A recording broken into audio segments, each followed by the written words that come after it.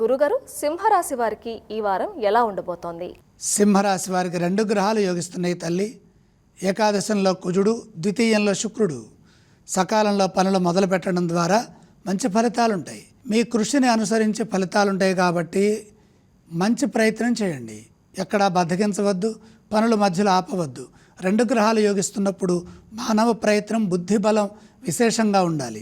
మీరు ఎంచుకున్న మార్గంలోనే ముందుకు సాగండి. మీ ధర్మం మిమ్మల్ని సదా ముందుకు నడిపిస్తుంది. ఉద్యోగంలో మేలు చేకూరుతుంది. అవసరాలను దృష్టిలో పెట్టుకొని పనిచేయడం ద్వారా ఆర్థికపరమైన అభివృద్ధిని సాధిస్తారు. లభించిన ధనాన్ని పొదుపుగా వాడుకోవాలి. రుణ సమస్యలకు అవకాశం ఇవ్వవద్దు.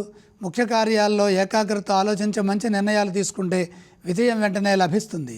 అపార్థాలకు అవకాశం లేకుండా స్పష్టంగా మీ భావాలను తెలియజేయండి. మరియు దగ్గర వారితో విభేదాలు రాకుండా మాట్లాడాలి. తొందరలో పొరపాట్లు జరగకుండా చూసుకోవాలి. కొందరు ఈర్ష్యాపరులు మీకు ఇబ్బంది కలిగించాలని ప్రయత్నం చేస్తారు. మీ సంస్కారం మిమ్మల్ని కాపాడుతుంది. అనాలోచితంగా ఏ పని చేయవద్దు. బుద్ధి బలంతో వ్యవహరించండి. వ్యాపారంలో జాగ్రత్తలు తీసుకోవటం ద్వారా మేలు చేకూరుతుంది.